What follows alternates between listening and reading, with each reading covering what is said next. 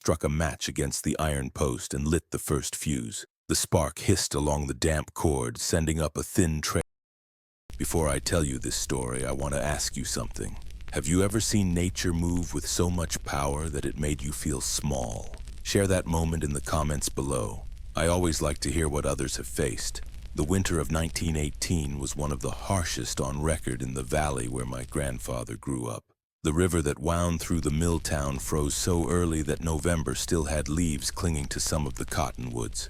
By January, the ice was thick enough to hold a wagon team, and most days the smoke from the sawmill chimney rose in a straight column into the brittle sky. My grandfather Samuel was 22 that winter. He was already known as one of the strongest lumbermen at the mill, a man whose shoulders looked made for swinging an axe. The mill hired him young, and by that season he had been promoted to foreman of the river crew, the men who rolled the logs down to the water and managed the winter stockpile. The river was the town's lifeline. Barges carried cut timber downstream to the railroad depot, and when the ice closed in, the whole supply chain slowed to a crawl. The older men used to say that the river had a temper, too low in summer, too wild in spring, and sulking all winter behind its armor of ice.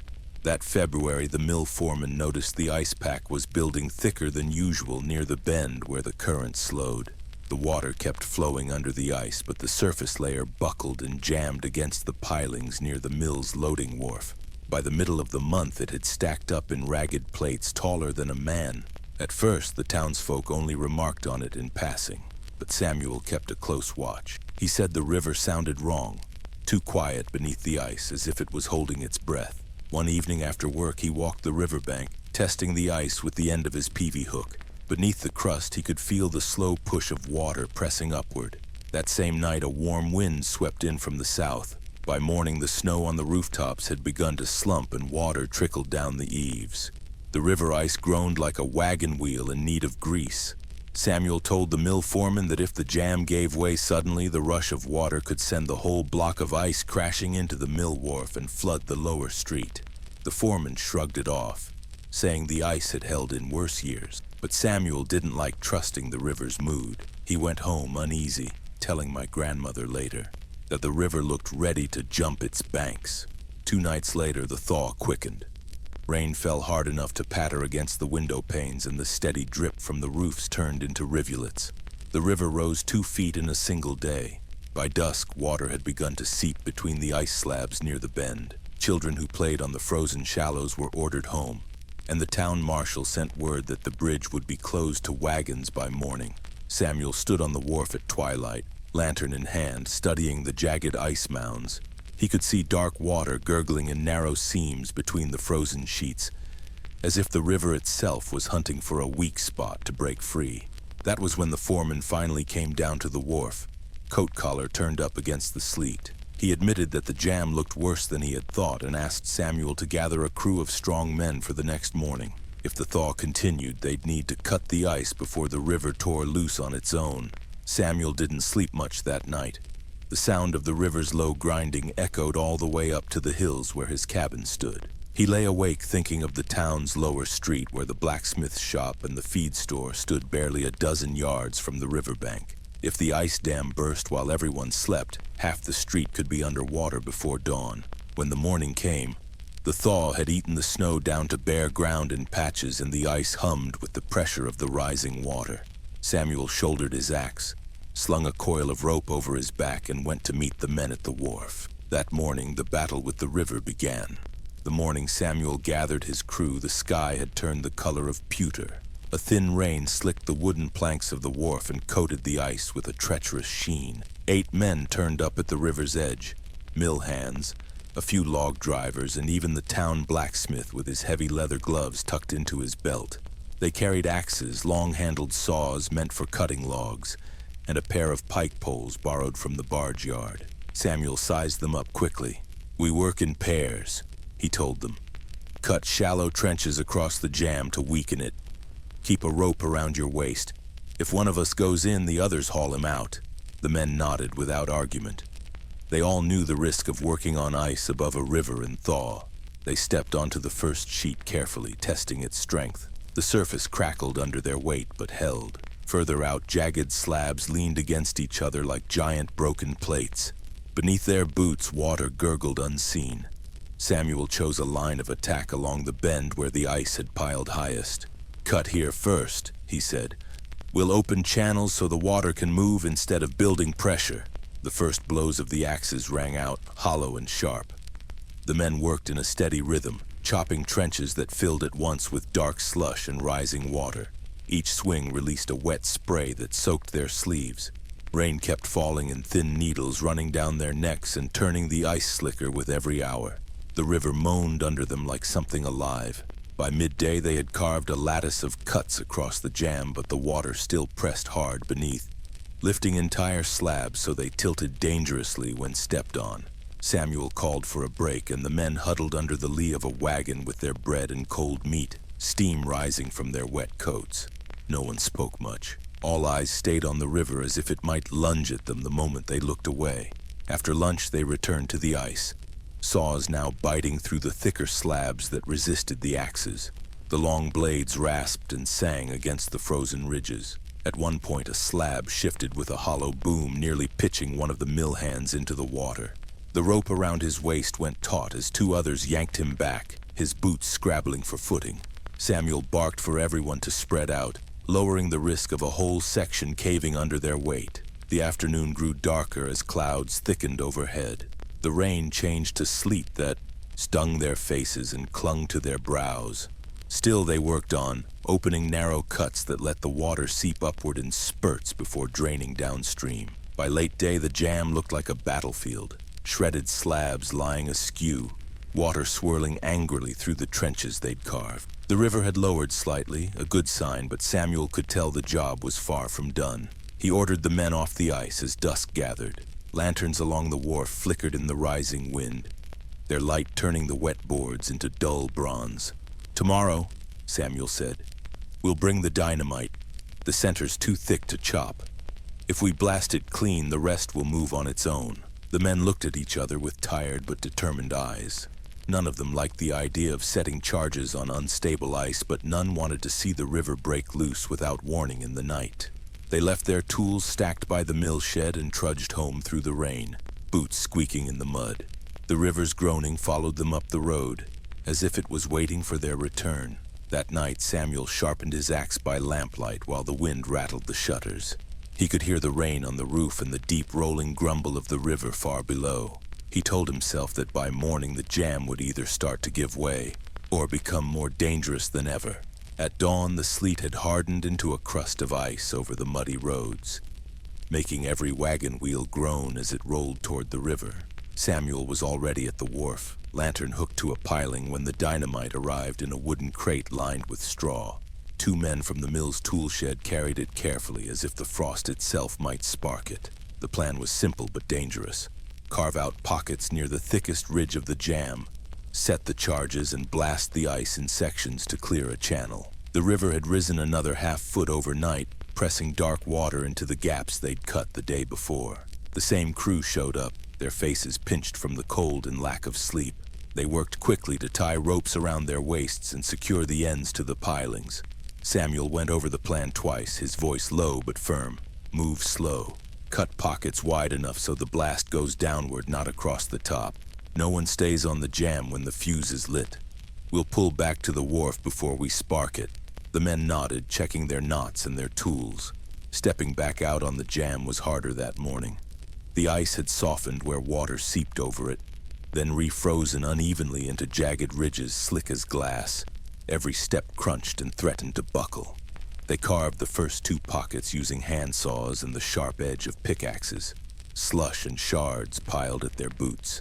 Samuel oversaw each placement, lowering the wax-wrapped sticks of dynamite into the cuts with his own hands. By noon, gray light filtered through the thick clouds as if the sky itself were carved from ice.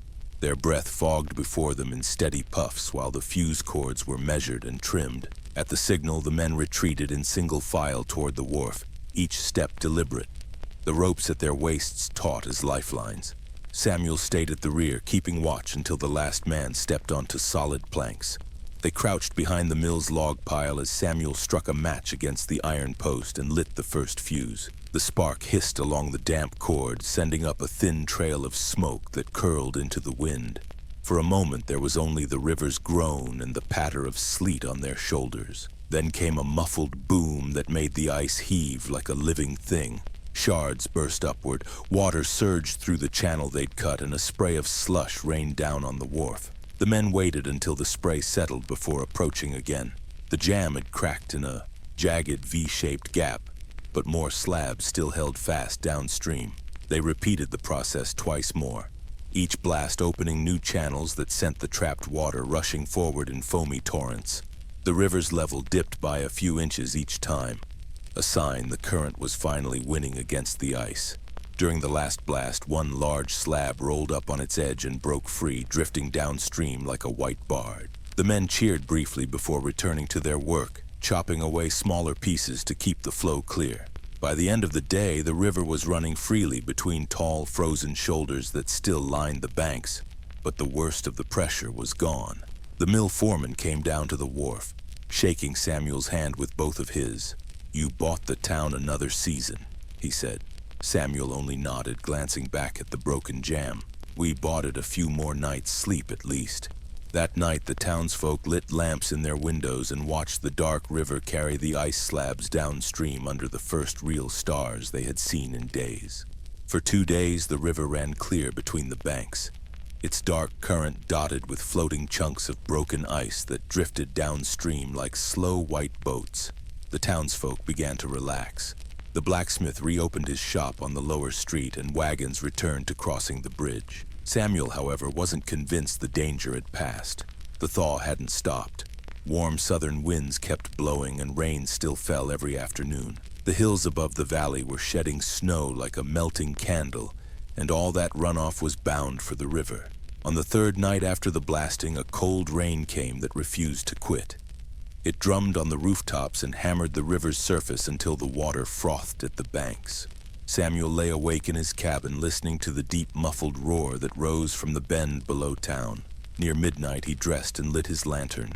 The wind outside had a raw bite that drove the rain sideways into his coat as he made his way down the hill toward the wharf. The river was swollen again, carrying uprooted brush and shattered ice. The carved channels in the jam were working, but the current was faster now, rising inch by inch against the pilings. By the time Samuel reached the wharf, 2 other men from the mill were already there.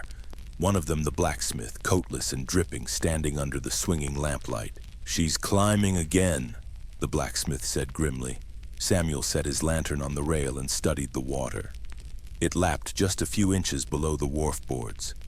Out in the middle of the channel, one last slab of ice still clung to the jam like a stubborn tooth.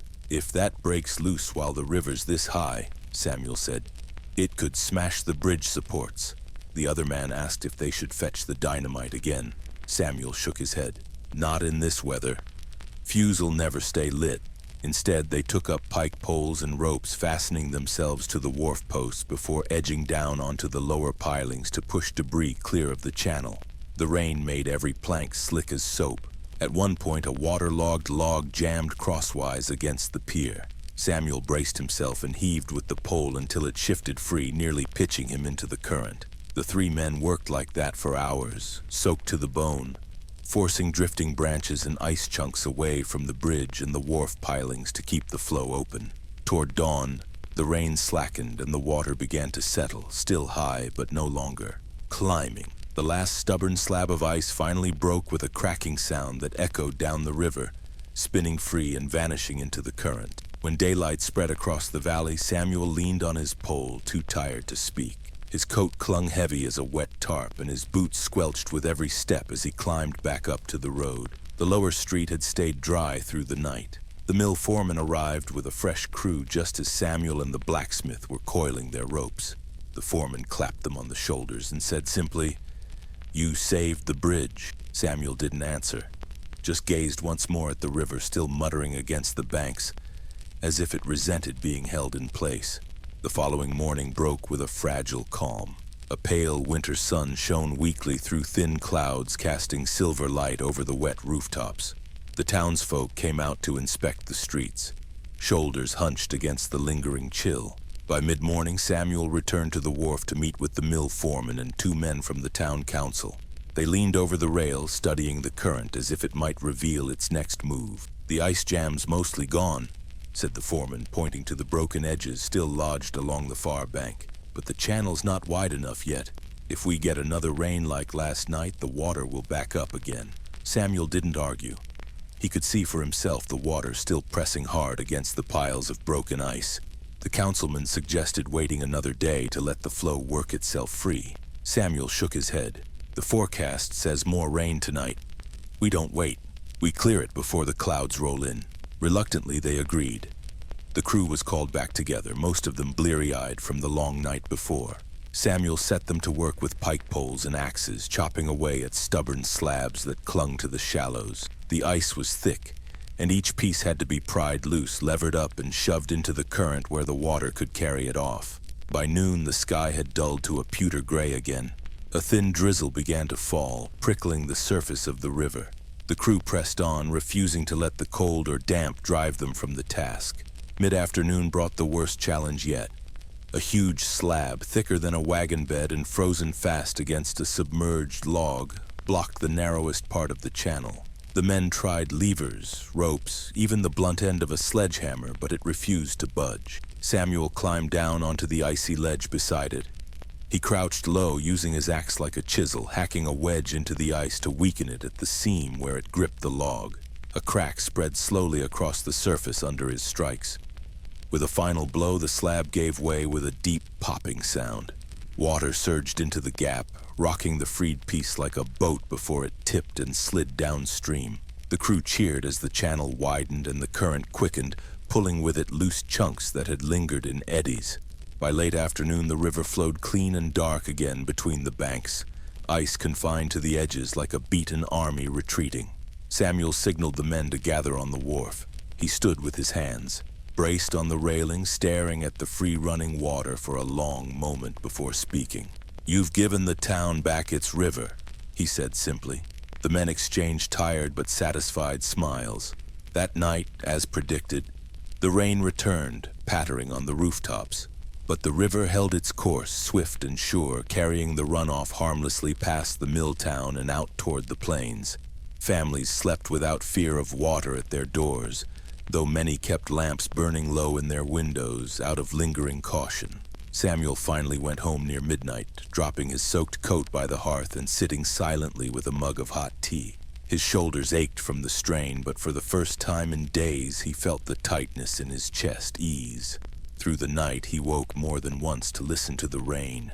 Each time he heard the steady rush of water in the channel and let himself drift back to sleep, knowing the river would not betray them again.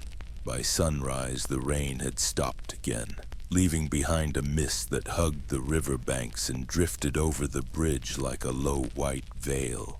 The streets of the mill town glistened under the pale light, their cobblestones washed clean by days of storm. Samuel was up early, walking the bank to check the river's flow one more time before the crews disbanded. He paused on the bridge, resting his palms on the damp rail as he studied the current swirling around the supports.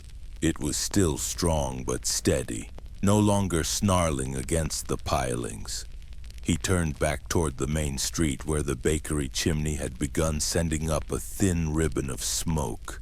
The town was waking, cautiously at first, as if afraid to trust the river's calm. By mid-morning, the church bell rang.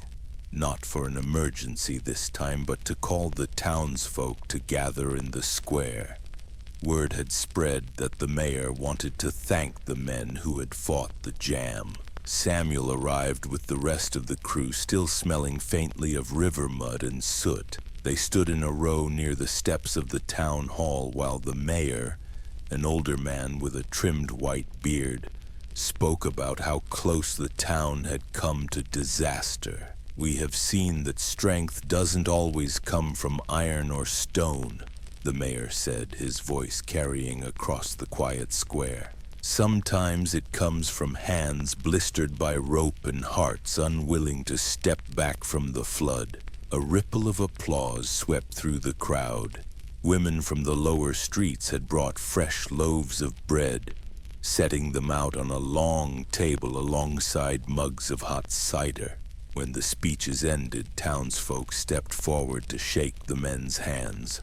Samuel accepted each greeting with a small nod, but said little. One older woman pressed a scarf into his hands, saying it had belonged to her late husband who'd worked at the mill. "You kept his workshop dry," she told him. Samuel tucked the scarf into his coat pocket without a word. That afternoon, the men gathered in the mill's lumber shed to dry their coats over the iron stove.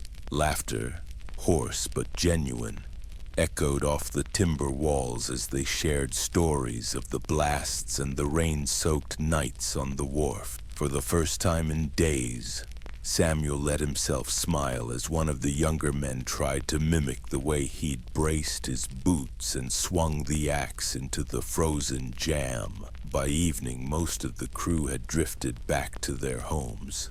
Samuel lingered at the river until the mist rose again and the first lamps flickered on in the town windows. The river, once a threat, now looked almost gentle in the gathering twilight, its surface smooth except where the current curled around the bridge pier. He thought about how quickly a river could turn from friend to enemy and back again, depending on the weather and the will of the people who lived by it. That night, the townsfolk dined without fear of the water at their doors. Many left candles burning on their windowsills in quiet thanks for the men who had stood watch through the storm. Samuel went to bed early, the borrowed scarf draped over the chair by the hearth, the smell of river water still clinging faintly to the wool. The last weeks of winter passed more gently than the first. The storms lessened. The ice along the banks turned brittle and thin, and a timid warmth began to creep into the breeze that swept down from the hills. Samuel spent most mornings walking the length of the river, checking for stray chunks of ice that might drift in from upstream. The water had lowered enough that the dark roots of the bank willows were visible again, their tips dipping lazily into the current. Children returned to playing near the bridge, tossing sticks into the flow to see which one crossed beneath the span first.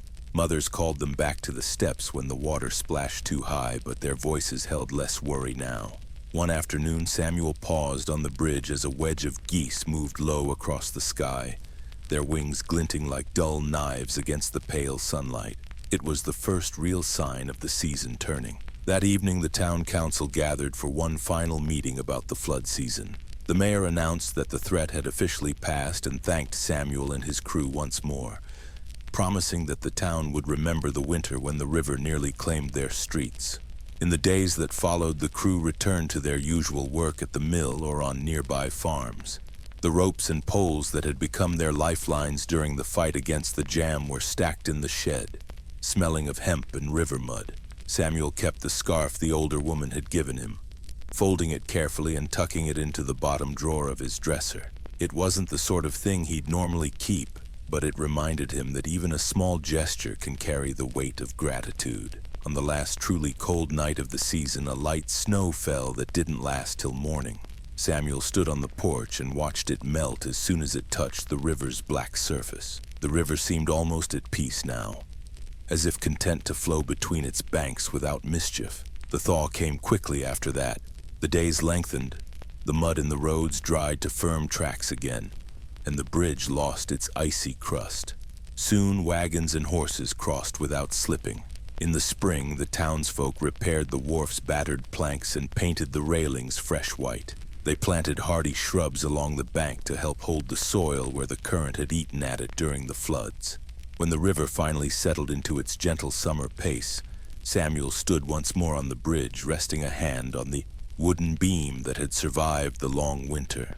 He thought of the men who had braved the blasts, the cold rain, and the night watches, and he thought of the river itself, unpredictable yet essential to the town's life. "Until next winter," he murmured, as though the river could hear and agree to the truce. Years later, when I returned as a grown man to visit that mill town with my father, the river looked smaller than I remembered. The bridge had been reinforced with steel rails, the wharf rebuilt in stronger timber, But the bend where the ice had piled in that hard winter of 1918 still had the same slow, dark swirl. By then, my grandfather Samuel was gone.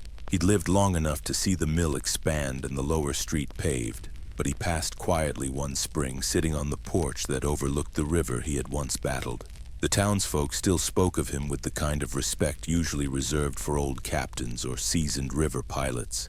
They called that winter the year the river nearly won. In the church by the square, a small brass plaque bore the names of the crew who had stood on the jam and swung their axes through the sleet. Samuel's name was etched there in simple block letters, no titles or flourishes. I remember tracing those letters with my fingertip while my father stood beside me silent. He told me stories of his father's grit, but seeing the name in brass made the stories feel heavier, more rooted in the town's soil. After we left the church, we walked down to the riverbank. It was late autumn, the first cold breaths of winter stirring the willows again. My father picked up a flat stone and skipped it across the dark surface, watching it bounce twice before sinking. "That winter," he said, "your grandfather came home every night smelling of river mud. He never complained, just washed up and went right back the next morning. Folks said he slept with his boots by the bed in case the river rose while he was dreaming." We lingered on the bridge until the lamps along the main street flickered on, one by one. The water beneath us flowed quiet and steady, no hint of the fury it once carried. Later that evening, we were invited to supper by the blacksmith's grandson. Over stew and bread, he showed us the scarf Samuel had been given, still kept folded in a drawer and smelling faintly of cedar.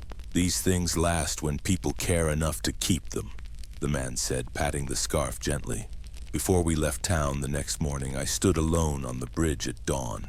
A thin mist drifted above the river like breath in cold air. I leaned on the railing, imagining the blasts of dynamite, the cheers of men watching the ice give way, and the sound of the river finally running free. That winter had become a story passed from grandfather to father to son. But standing there, I realized the river remembered too. The banks still bore faint scars where the ice had once gouged them. If you have a family story that lives on not in photographs but in places, a hill, a bridge, a river, I'd like to hear it. Leave it in the comments. I'd like to know what ground still holds your family's footsteps. And if this story gave you something to think about, share it with someone who might need the reminder that ordinary hands can do extraordinary things when the moment calls for them.